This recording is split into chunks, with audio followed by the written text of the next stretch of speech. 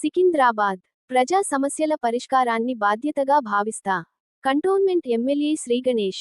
తెలంగాణ వ్యాప్తంగా ఉన్న దళిత విద్యార్థుల తల్లిదండ్రులు గతంలో కంటోన్మెంట్ ఎమ్మెల్యే శ్రీగణేష్ ని కలిసి హైదరాబాద్ పబ్లిక్ స్కూల్ (HPS) లో 2025 నుండి 26 విద్యాసంవత్సరంలో దళిత విద్యార్థులు 64 మందికి అడ్మిషన్లు, ఫీజు బకాయిలు 18 కోట్ల రూపాయలు, స్టేషనరీ బకాయిలు 21 లక్షలు, స్కాలర్షిప్ బకాయిలు 10 లక్షల రూపాయల నిధుల విడుదలకు సహకరించాలని వినతిపత్రం అందజేశారు.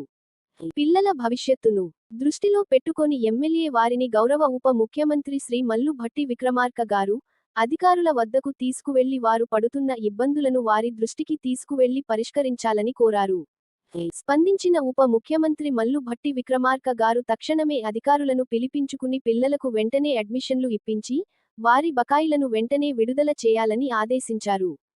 ఉప ముఖ్యమంత్రి గారి ఆదేశాల మేరకు అధికారులు వారి సమస్యలను పరిష్కరించడంతో గురువారం రోజున కంటోన్మెంట్ ఎమ్మెల్యే శ్రీగణేష్ ని వారి నివాసంలో విద్యార్థుల తల్లిదండ్రుల తరపున వారి ప్రతినిధులు కలిసి ధన్యవాదాలు తెలియజేశారు.